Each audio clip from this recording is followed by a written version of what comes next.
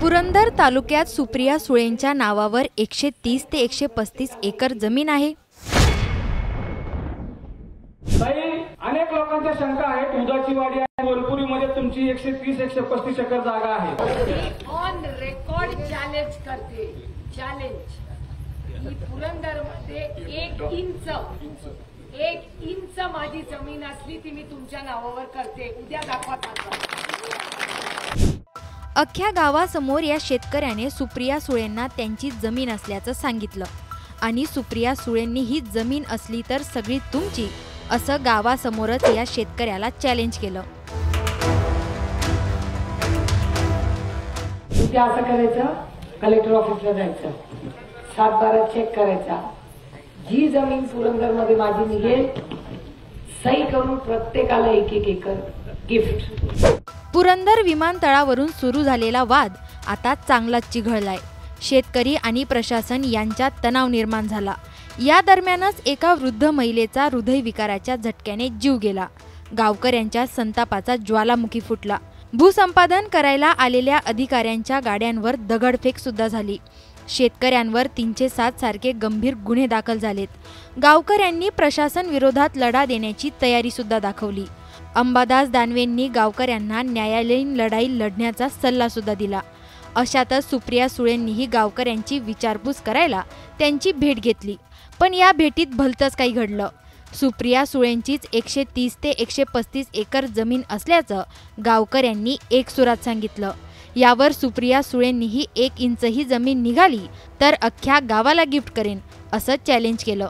नेमकं गावकरी आणि सुप्रिया सुळे यांच्यात काय चर्चा झाली तुम्हीच ऐका।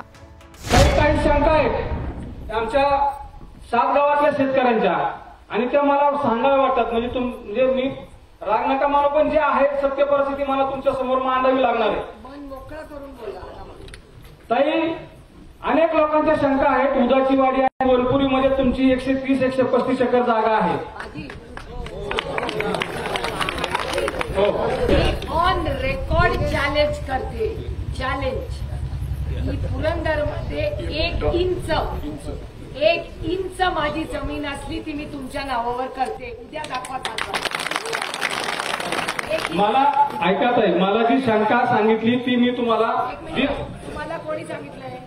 सगळ्या 7 गावामध्ये ती चर्चा आहे। विचारा महिला भगिनींना, कोणी कोणी ऐकले?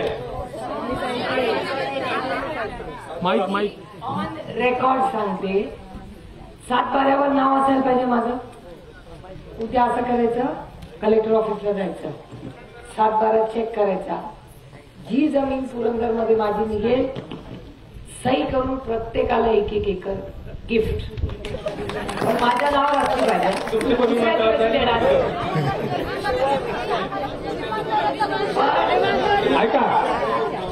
मला तुम्हाला सांगायचं आहे की पुरंदरमध्ये सुप्रिया सुळे, सदानंद सुळे, शरद पवार आणि प्रतिभा पवार ही माझी फॅमिली, विजय सुळे, रेवती सुळे, करेक्ट? माझं इमिजिएट विनंती आहे, मूळ मुद्दा बोला। नाही, तुम्हाला ही माहिती असलं पाहिजे की पुरंदरमध्ये शरद पवार, प्रतिभा पवार, सदानंद सुळे, सुप्रिया सुळे, रेवती सुळे आणि विजय सुळे ही माझी इमिजिएट फॅमिली। आमची पुरंदरमध्ये 1 इंच ही जमीन नाही। उद्या जायचं, ऑनलाईन सर्वे असतो ना, उद्या तलाट्याच्या ऑफिसमध्ये जायचं, तिथे पुरंदरचा पूर्ण मॅप करायचा आणि तो चेक करायचा आणि त्याच्यात कुठेही माझी जमीन निघाली तर तुमचं पूर्ण नाव काय?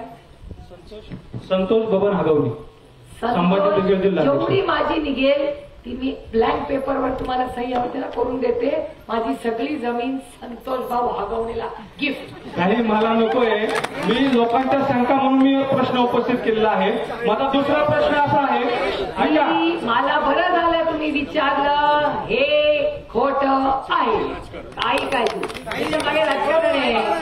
ऐका, सातबार नाही येतो, मानेचे नाव आहे असंही माहिती आहे। कोण माने? काय माहिती आता, चर्चा आहे म्हणून आम्ही बोलतोय। कोण माने? तुम्ही म्हणले आता, तुम्ही कसे म्हणले? अरे बाबा, पुढचा प्रश्न घेतो मी, एक मिनिट त्या दादाला उत्तर देऊ दे। अहो, एक मिनिट दादा, चर्चा